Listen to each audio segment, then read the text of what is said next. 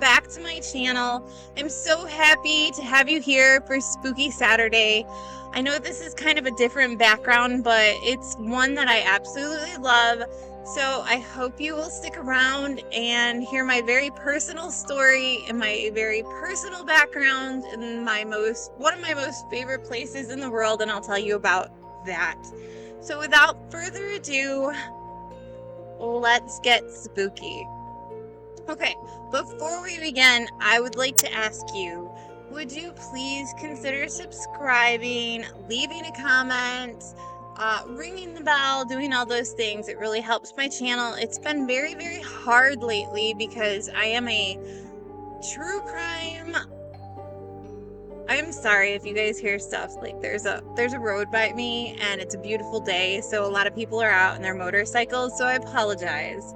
But anyway, I am a true crime creator and a lot of my videos get demonetized.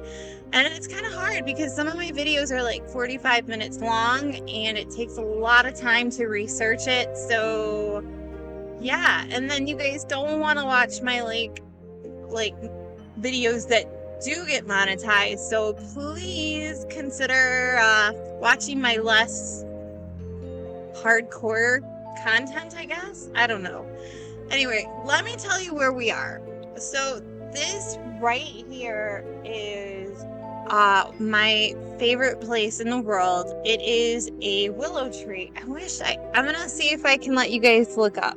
Hold on, here we go. Oh, I can't. Oh, that's too bad. Wait. Look.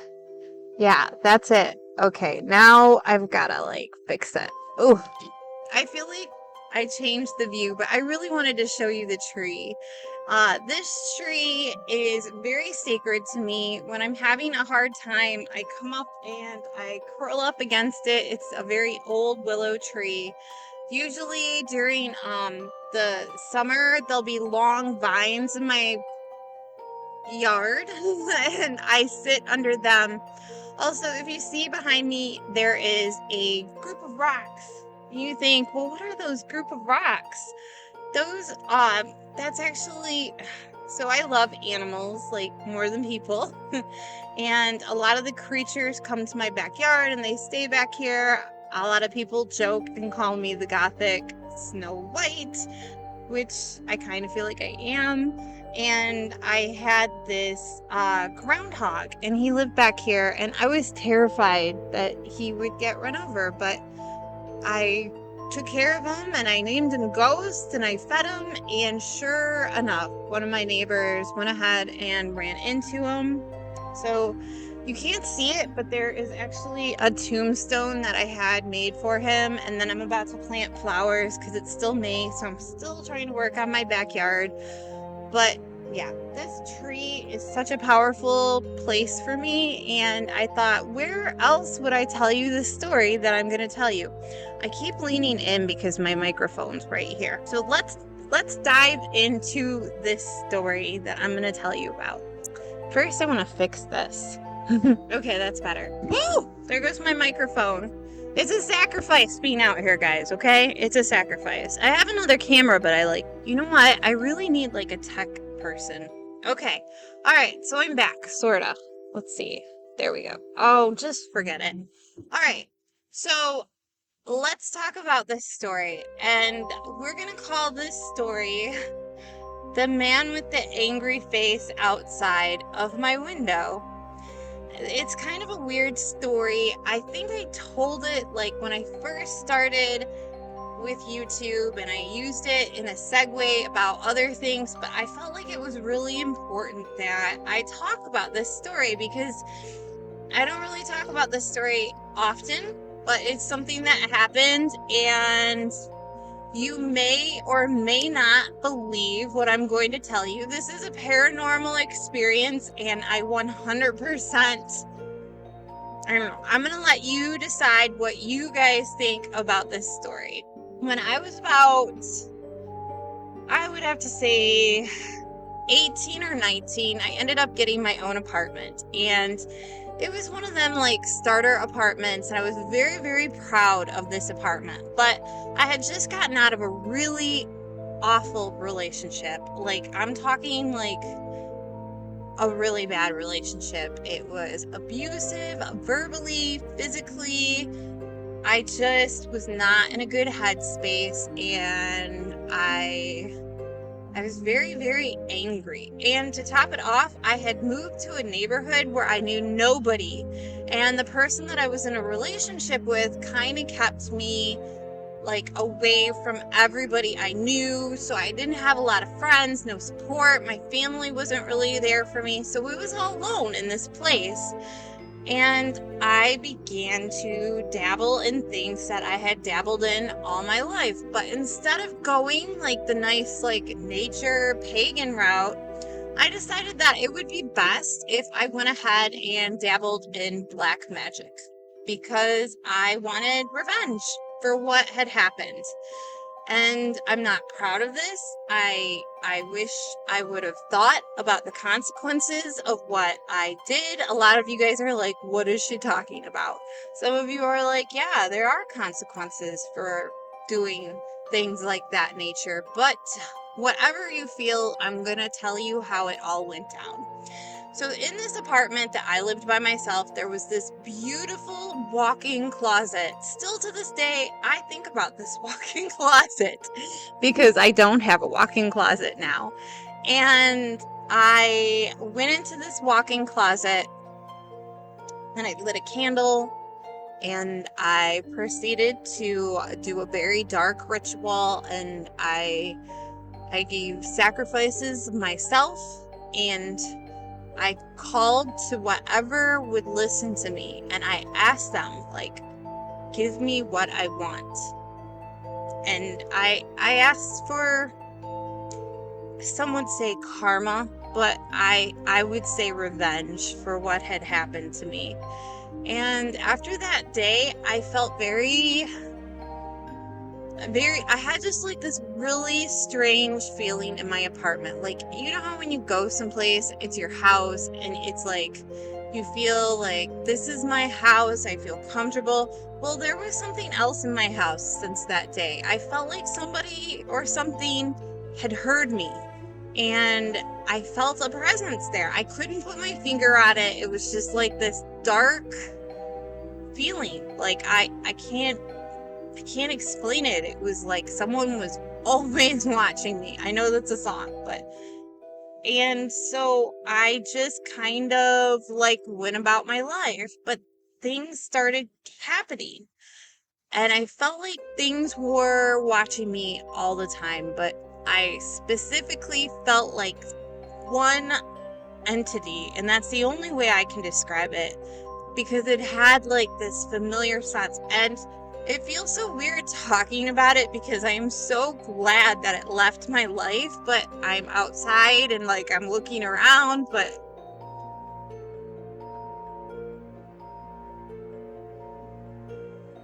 it's hard for me to talk about because it was very scary. So I used to go to this nightclub that is very famous here in Michigan called City Club. And I was like a punk girl, like shaved head, Doc Martens, fishnets, like we're gonna stomp out all my anger. And that's what I would do. And I would go down to Detroit and I would go to this like underground club and just like, have a great night. And I would drive home, and it first started with me feeling like somebody was in the road, but I couldn't see anybody. Like, there was nobody in the road. And another night, I was driving, and I saw him just for 1 minute, and he was staring at the car, and he was so angry. Like, I couldn't even begin to describe, like, well, I mean, I feel like you would know. Like, the look on his face was like he was looking directly at me in the car, which is strange because I'm in a car and it's driving. And just the look on his face is just like pure rage. And his face had like this, I feel like it was burnt. And I couldn't really make it out. It just, it had some kind of like red thing on it. And I just drove, and I was very frightened. I didn't know what to do. So I had some friends that claimed to be like holistic shaman people. One was like actually like a voodoo doctor, he said, and they came to my house and they told me they could immediately sense that I had done something there. And they said, like, what have you done? And I explained to them, and they told me that, something had attached to itself to me, which I don't know if I believe that that's what happened. I just know that things had been different ever since that day. And we all sat down in my closet and we cleansed it and we did all these rituals. And I thought, this is great. This thing's gonna be gone. So I was driving home one night, and I believe it was from work, which I worked like a mile away, and I felt it again. And I was like, it is following me home. Like, I can feel it following me home. And so I get to my house and I walk up the steps and I'm like, you know what? I'm just going to ignore it, because if you ignore it, then it's not going to sense that I'm paying attention to it and it's going to leave. Like, that's the best thing that you can do, right? And so I'm walking up the steps and I'm very, very uncomfortable. And I get into my apartment and my best friend was there.